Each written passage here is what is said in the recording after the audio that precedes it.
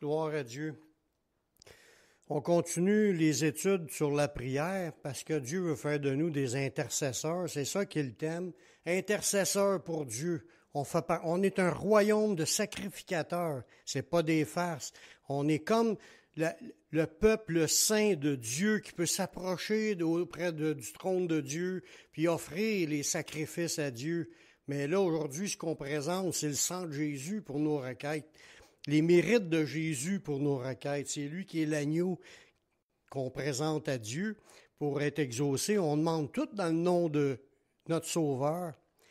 Aujourd'hui, on va regarder des passages qui vont nous parler sur présenter des prières de foi. Par la foi, dans la foi. Parce que la foi, c'est oui, on sait que Dieu existe, mais la foi, ça va plus loin, c'est une ferme assurance, c'est une confiance. Des fois, on ne l'a pas, cette confiance-là. Puis notre esprit il est pas là quand on prie. Des fois, on dirait qu'on a de la misère à se concentrer et à croire ce qu'on demande, parce que notre esprit, il se promène. Il y a des versets qui parlent de ça aujourd'hui dans ce qu'on va voir. Demandez les prières avec foi, c'est-à-dire avec une ferme intention d'obtenir. Quand on demande, on veut-tu vraiment que ça l'arrive? Prier avec foi, c'est que tu sais que tu demandes à Dieu quelque chose, puis tu sais que c'est entendu, puis tu sais que tu le veux, ce que tu demandes. Quand tu sais que c'est la volonté de Dieu que tu pries pour une affaire. Comme dans Jacques, c'est ça qu'il nous dit au chapitre 1, verset 5. Il dit, quelqu'un d'entre vous manque de sagesse. On le sait que Dieu veut qu'on ait sa sagesse. Pas la sagesse du monde, la sagesse d'en haut. On a besoin de comprendre la vie puis de savoir qu'à manger dans la vie. Être dirigé par sa sagesse à lui. Puis là, il dit, si quelqu'un il en manque, y a-t-il quelqu'un ici qui manque de sagesse? Il faut tout lever nos mains. Mais qu'il la demande à Dieu qui donne à tous simplement, sans reproche, puis elle lui sera accordée. Dieu, il sait qu'on en manque. Puis ça donne rien qu'il nous critique. On le sait, nous autres ici, qu'on en manque. C'est quand qu'on le sait pas, puis qu'on se pense bon. C'est ça qu'on peut se faire critiquer par Dieu. Mais avouer qu'on manque de sagesse, tu feras pas critiquer. Il dit, il va te la donner sans reproche. Dieu veut qu'on devienne plus sage, plus intelligent, plus instruit dans la connaissance des choses de Dieu. C'est son plan. Il dit, t'as juste à le demander, il va donner à tous simplement, sans reproche, elle va lui être accordée. Mais, c'est là que le mais de la foi embarque quand on demande. Qu'il la demande avec foi sans douter. Parce que là, c'est comme que je disais, on la demande, des fois, on n'a même pas de conviction que Dieu voudrait vraiment nous donner ce qu'on demande. On ne le sait pas, peut-être que c'est sa volonté, ou si on le sait, on est tellement distrait, engourdi par les choses du monde que notre contact dans notre esprit, il n'est pas aussi fort. Tu sais. Il y a des fois que c'est bien correct, mais d'autres fois, non. Sans douter, celui qui doute, il est semblable au flot de la mer agité par le vent puis poussé d'un côté et d'autre. C'est ça, je disais tantôt, nos pensées, ils pataugent d'un bord puis de l'autre. Il dit qu'un tel homme ne s'imagine pas qu'il recevra quelque chose du Seigneur. Pourtant, on le sait que Dieu est prêt à donner simplement et sans reproche, puis ça va être donné, sauf que si tu doutes, si tu ne crois pas que ce que tu demandes, tu vas l'avoir, c'est parce que tu ne le veux pas vraiment, tu le demandes juste peut-être pour faire une prière, parce qu'il fallait prier, ça c'est à ton tour de prier. On récite des mots par cœur, mais on n'y pense pas à nos mots. Là, il dit qu'on ne s'imagine pas qu'on va recevoir quelque chose parce que Dieu voit qu'on ne veut pas vraiment l'avoir. Là, il dit, dans le même passage, c'est un homme irrésolu, inconstant dans toutes ses voies. Quand tu parles du mot douter qu'il y a là, c'est tu distingues, tu préfères, tu apprends par le discernement, tu essayes, tu es décidé, mais là, on voit que le mot douter, là, c'est faut que quand tu pries, que tu discernes ce que tu veux, mais quand tu discernes plus ce que tu veux, parce que tu n'as pas la conviction que c'est quelque chose que tu veux, autrement dit, tu parles pour parler. Tu n'es pas vraiment décidé d'obtenir. Tu vas juste faire du bruit dans ta prière. Ça, c'est ça le doute. Ou quand tu doutes carrément dans le sens que tu y crois pas que tu vas être exaucé, mais c'était juste pour faire une prière. C'est un négatif. C'est de ne pas aller d'équerre dans ton esprit avec ce que tu demandes. Mais demander avec foi, c'est le contraire de douter. C'est une ferme assurance que c'est la volonté de Dieu. Le point que tu demandes, tu as de l'assurance, tu sais que Dieu veut que tu en aies de la sagesse. Puis tu sais que Dieu y écoute nos prières parce qu'il est présent dans les réunions de prière. C'est par la foi qu'on peut le prendre avec fermeté, cette idée-là. Dieu est là, Dieu y écoute, Dieu veut nous donner cette sagesse-là. Il veut nous la donner, cette sagesse-là. Ça dit, elle lui sera donnée sans reproche simplement parce qu'on le demande. Mais en autant qu'on demande avec foi. Puis c'est ça qu'il faut développer, la foi. Le flot des pensées nous éparpille puis nous transporte ailleurs, puis on oublie nos sujets de prière. C'est ça qui arrive. Il dit, sans douter, car celui qui doute, il est semblable au flot de la mer. Il est agité par un vent, il est poussé d'un côté puis de l'autre. On la demande plus, on oublie de la demander, on ne pense plus à notre besoin. On est tellement dilué avec les choses du monde qu'on n'a pas de fermeté ou de décision précise à vouloir obtenir. Ça devrait être désiré coûte que coûte. Quand on demande de quoi, ça me fait penser quand ils ont demandé que Pierre soit délivré de la prison parce que Jacques il venait de se faire tuer. Puis là, c'était le tour à Pierre d'être enfermé, puis il était pour le tuer, là. Ils ont prié instamment, puis ils voulaient qu'il sorte. Dieu l'a exaucé, cette prière-là. Être une personne résolue, là, ça rentre dans cette idée-là. Il dit, c'est un homme irrésolu, inconstant. Irrésolu, ça veut dire qu'il n'est pas vraiment borné à vouloir obtenir cette chose-là.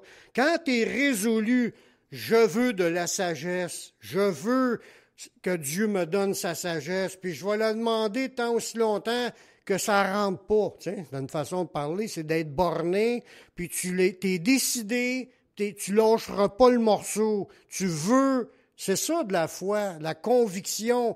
Tu veux la chose que tu demandes. Tu sais que Dieu peut, puis que Dieu veut, puis que Dieu va le faire. C'est juste, tu es résolu.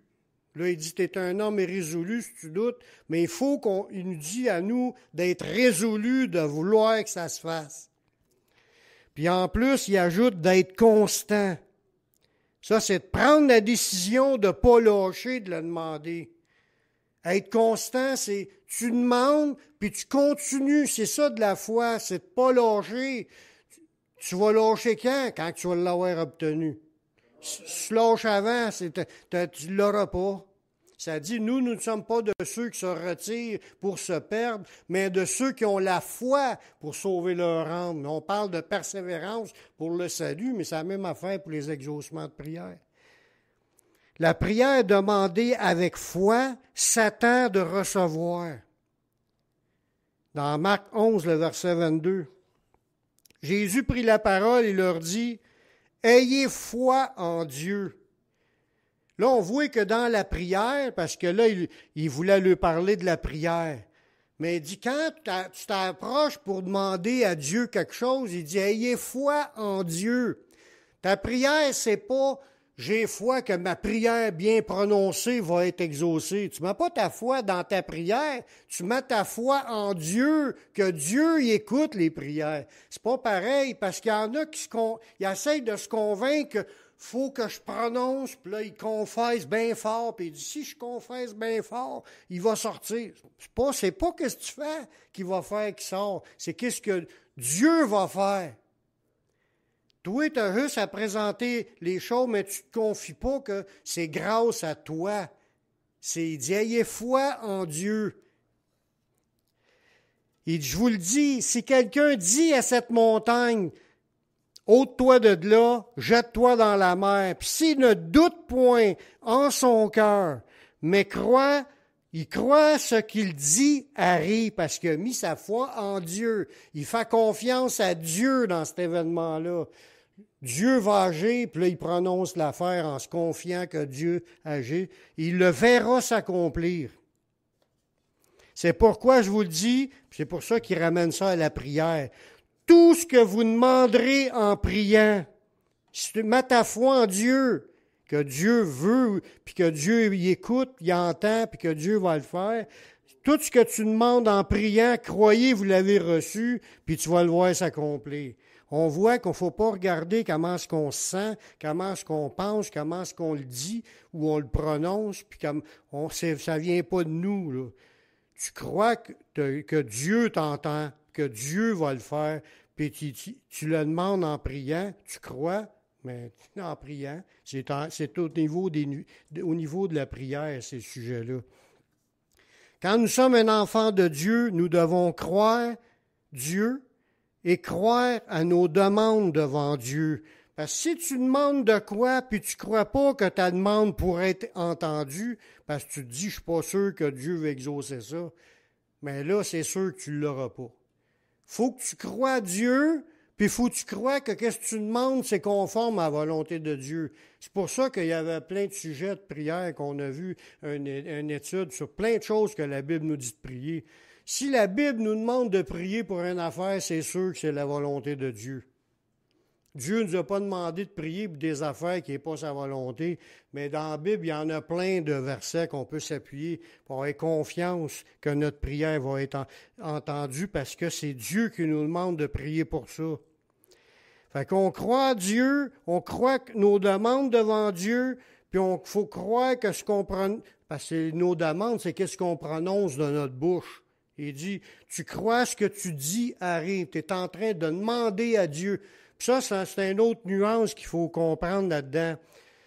Il dit que quand vous priez, il faut que tu crois ce que tu dis arrive. Donc, tu n'es pas en train de croire que ce que tu dis, c'est ça qui va le faire. Non, c'est que tu crois que tu le dis à Dieu, puis tu crois que Dieu va le faire. Ça fait une différence parce qu'aujourd'hui, le monde pense qu'ils ont le pouvoir en eux de faire les choses. On n'a pas le pouvoir. C'est le Saint-Esprit qui a le pouvoir de faire ce que Dieu veut faire. Lui, il te demande juste de croire en lui, puis de croire quand tu présentes ta requête. Puis là, de t'attendre à ce que Dieu le fasse, puis c'est Dieu qui va le faire. C'est ça. Si sans lui, on ne peut rien faire. Parce qu'il y en a qui, aujourd'hui, avec l'idée de la prospérité, puis d'arriver à tes niveaux là, pour l'élévation de l'être, là, c'est pas biblique, ça. Là. C'est le contraire. C'est quand je suis faible que je suis fort. Parce que là, tu t'appuies plus sur toi, tu t'appuies sur Dieu. C'est Dieu qui fait les affaires, c'est pas nous. Ouais. Là, il dit, quand que nous sommes un enfant de Dieu, on doit croire tout ça, parce que ce qu'on prononce comme prière, on croit que Dieu l'entend et que Dieu va le faire, mais c'est important de faire attention de la manière qu'on parle pour dire des affaires qui sont belles, qui sont bonnes, puis qui sont de la volonté de Dieu. Parce que la même idée, on la retrouve aussi dans Luc au chapitre 10, le verset 5.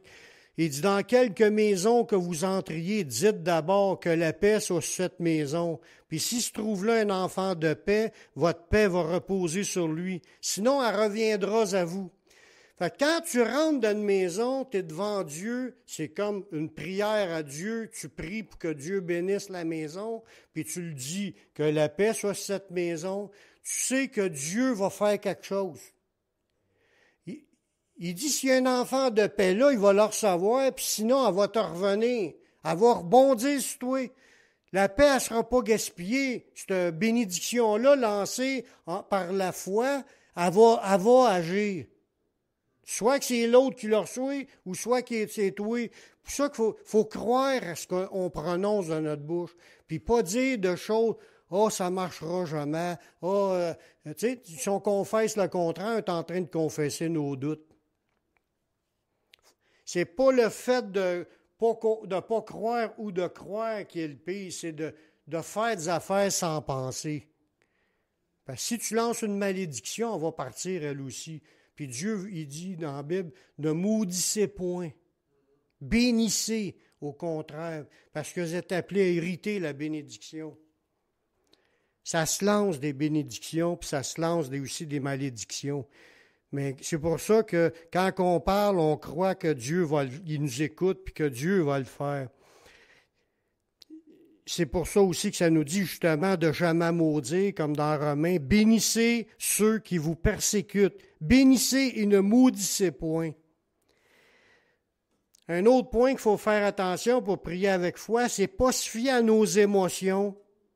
Parce que nos émotions ne sont pas toujours en accord avec la volonté de Dieu. Tu te fais piler 5 pieds, là, tu t'auras le goût de réagir humainement parlant. C'est pas de Dieu. Puis si on se laisse aller, puis on commence à prier, Seigneur, je te demande de le frapper, il mérite rien que ça. On commence à prier pour le mal, c'est sûr qu'on n'est pas dans la volonté de Dieu du tout.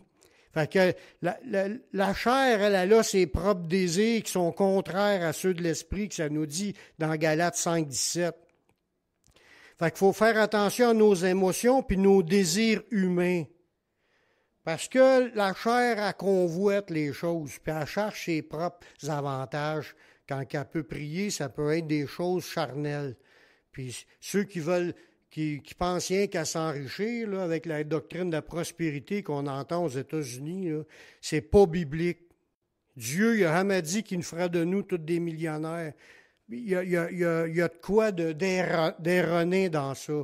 Dieu a promis de pourvoir à tous nos besoins. Il a promis de prendre soin de nous. Cherche le royaume, le reste va être donné. Mais il dit pas de chercher à t'enrichir parce que tu veux épater les copains ou tu veux te sentir dans le prestige. Si t'en fais, il t'en donne, gloire à Dieu, mais c'est pas le but. Les chrétiens, le but, c'est de se donner pour le royaume, puis le reste, mais on en aura si on en a, puis si on n'en a pas, mais merci Seigneur quand même. Dans Galates 5, 17, qu'est-ce que je vous disais? Car la chair a des désirs contraires à ceux de l'esprit, puis l'esprit en a de contraire à ceux de la chair. Puis ils sont opposés entre eux, afin que vous ne fassiez point ce que vous voudriez. Ça veut dire que si on commence à chercher ce qu'on veut, on est dans la chair. Si tu cherches ce que Dieu te dit, parce qu'il y a un appel sur ta vie, puis il te montre dans ce que tu dois rechercher, ça, tu n'as pas de problème si tu cherches dans ce qu'il t'a montré. Mais quand c'est tes affaires, mais à un moment donné, c'est sûr, il faut que Dieu te le dise, là. Change de direction, tu cherches le royaume à la place parce que tu es dans les désirs contraires à ceux de l'esprit. Un autre point qu'il faut faire attention qui peut faire qu'on ne présentera pas des prières par la foi, c'est de ne pas se fier à notre vécu négatif dans l'attente des exaucements. Si on regarde à notre passé, parce qu'on a fait de pas correct, on en parlait tantôt un peu, des choses négatives qu'une personne peut vivre, puis après ça, il est comme miné dans sa vie. Sa foi est minée parce qu'il traîne des affaires qu'il a vécues, puis ça reste là, puis là il réussit pas à se débarrasser de sa culpabilité-là que le diable y met. Puis là, tu es écrasé, puis ta foi, mais tu vas traîner ça, là, tant que tu décides pas de remettre ça au pied du Seigneur, puis de croire que quand tu demandes pardon pour une affaire, tu es pardonné, puis tu es purifié. Tu continues. Tu avances à partir de là, tu te mets à avancer quand tu as tout remis. C'est ça qu'il nous dit dans Philippiens 3,13. Frère, je ne pense pas de l'avoir saisi, mais je fais une chose. Oubliant ce qui est en arrière, puis me portant vers ce qui est en avant. Paul, il y avait des choses, lui, tout, qu'il laissait de côté dans son passé, puis il dit, il oublie ça, le reste, puis on avance. Dieu sait qu'on a fait telle et telle affaire. Tu as demandé pardon. Tu n'es pas pour ramener ça toute ta vie. Laisse pas le diable non plus te le ramener. Parce que ça bloque. Ça met des blocages. Tu oublies ça. Tu as remis ça dans les mains du Seigneur, puis tu te portes vers ce qui est en avant, parce que Dieu veut que toutes ses brebis grandissent. Il veut que toutes ces brebis arrivent à la stature de Christ. Et du tout disciple accompli sera comme son maître, c'est pas rien que pour le pasteur. Toutes les brebis peuvent être à la stature de Jésus. C'est ça que les ministères ont été donnés pour qu'on soit tous à la stature de Christ. Puis de ne pas se fier non plus aux dires négatifs des autres dans l'attente d'un exaucement. Parce qu'il y en a toujours du monde qui vont critiquer, du monde qui doute, puis qui vont essayer de te mettre le doute dans tes pensées. Ils vont essayer de te dire « Voyons donc, ça c'est dans ce temps-là, il n'y a plus de miracle aujourd'hui. » Parce qu'il y en a qui prêchent le sensationnalisme. Le sensation, là, c'est comme dire que tous les dons sont cessés avant le temps des apôtres. Qu'il n'y en a plus de dons aujourd'hui. Il y a des doctrines, surtout les doctrines baptistes. Je suis algérien, il y a des baptistes qui croient aux dons spirituels, mais beaucoup prêchent le sensationnalisme, là, c'est que les dons sont cessés.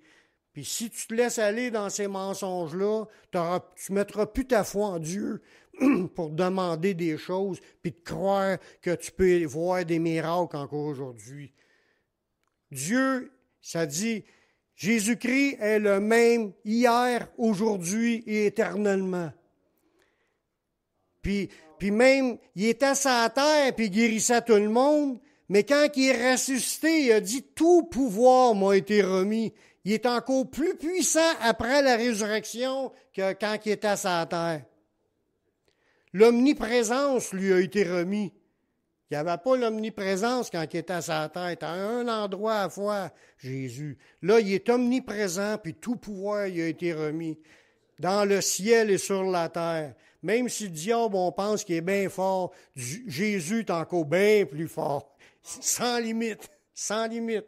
Puis il n'a pas arrêté d'être fort non plus. Puis c'est pas à nous ou à la puissance de l'Église qu'on veut regarder, c'est à la puissance du Seigneur qu'on veut regarder, la puissance de Christ. On a foi en Dieu, en Jésus. Fait qu'on n'a pas à se fier aux dires négatifs de ceux qui doutent puis qui essayent de nous miner. Ça dit dans Romains 3,4, que Dieu, au contraire, soit reconnu pour vrai, tout homme pour menteur. Quand il y a des gens qui amènent des arguments pour essayer de semer le doute, la Bible est vraie. Dieu, ce qu'il a dit dans sa parole, c'est vrai. Que Dieu soit tenu pour vrai, puis tout homme comme menteur. Parce qu'il y en a qui vont « Oui, je l'ai demandé, moi, puis Dieu ne m'a pas exaucé, puis Dieu n'exauce pas. » Puis là, il peut dire même que Dieu est mort. Qui pense qu'est-ce qu'il voudra. Moi, je sais qu'il faut que je m'accroche à ce que Dieu est vrai, puis sa parole est vraie, puis ce qu'il a fait dans le passé, il est encore capable de le faire aujourd'hui. Il faut se fier aux promesses de Dieu, puis aux pensées, et non aux pensées incrédules. Même si c'est quelque chose de jamais vu. Il y en a des miracles qui peuvent se faire qui n'ont pas été cités dans la Bible. Dire que quelqu'un qui est guéri de ses reins, on ne voit pas ça dans la Bible, mais il peut y avoir quelqu'un qui est guéri de ses reins, quelqu'un peut être guéri du diabète. Ce n'est pas écrit dans la Bible que quelqu'un a été guéri du diabète. Tu peux t'attendre à n'importe quoi. Il n'y a pas de limite à ce que tu peux t'attendre, sauf que si c'est vraiment trop, là, que c'est arrivé. Comme un exemple, là, ce que je sais que ça n'arrivera pas, Jésus a dit, tu dis à la montagne, déracine-toi, jette-toi dans la mer, puis ça va arriver. C'est sûr que c'est un exemple. Il ne veut pas qu'on se mette à dire aux montagnes de s'arracher, puis changer la géographie du pays, commencer à changer les montagnes de place. C'est sûr qu'il n'exaucera pas ces affaires-là, même si c'est mentionné. L'idée, c'était... Pense grand, là, puis tu vas voir que Dieu est capable de le faire quand c'est quelque chose selon sa volonté.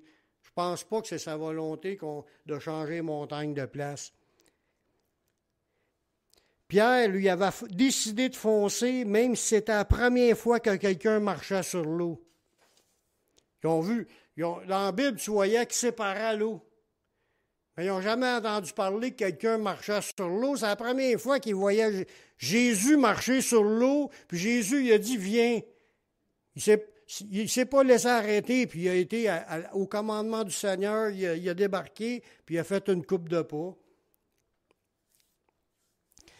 Un autre beau verset pour dire que c'est une confirmation du désir de Dieu de nous exaucer. C'est toujours basé à cause de Jésus, dans 1 Corinthiens 1,18. Aussi vrai que Dieu est fidèle, la parole qu'on vous a annoncée n'a pas été oui et non, car le Fils de Dieu, Jésus-Christ, qui a été prêché par nous au milieu de vous, par moi, par Sylvain, par Timothée, n'a pas été oui et non. C'est oui qui est en lui. Car, c'est là qu'est la phrase, là, car pour ce qui concerne toutes les promesses de Dieu, c'est en lui qu'est le oui. C'est pourquoi l'Amen est prononcé par nous à la gloire de Dieu. Pour ce qui concerne toutes les promesses de Dieu, sont oui en lui.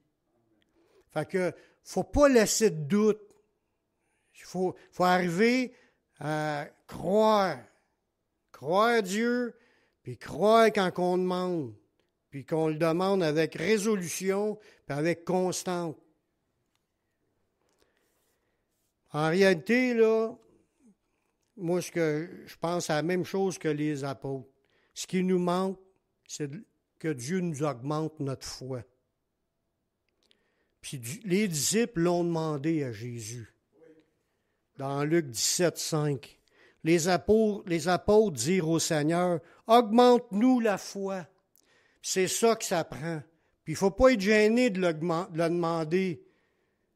Des fois, on y pense pas de demander plus de foi. Mais ça devrait être un sujet autant de demander la sagesse, de demander de la foi. Jésus ne les a pas dit, non, ne demandez pas la foi, vous avez déjà reçu une part de foi. La foi, il faut que ça l'augmente, là. La foi vient de ce qu'on entend, puis ce qu'on entend vient de la parole de Dieu. C'est fait pour grossir de la foi, c'est fait pour grandir, de grandir dans la foi.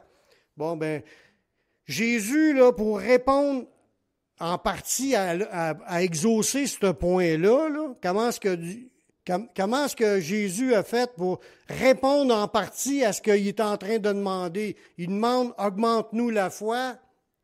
Jésus lui a donné une parole qui pour augmenter la foi. Tout de suite, le verset après, le Seigneur dit, si vous aviez de la foi comme un grain de sénévé, c'est petit un grain de sénévé, tu le mets dans la terre, puis il pousse, puis il devient un arbre. Si tu arrêtes de la foi comme un grain de sénévé, là, qui est supposé de pousser puis devenir un arbre, vous diriez à ce sycomore, déracine-toi, plante-toi dans la mer, puis il vous obéirait. Fait que, moi, je pense que si on demande au Seigneur d'augmenter notre foi, les versets vont se mettre dans notre esprit pour pouvoir former notre foi, puis on va être capable de présenter les prières de foi. Amen. On veut-tu en voir des choses puissantes de la part de Dieu? Il faut rentrer dans cette dimension-là. Présenter des prières avec foi.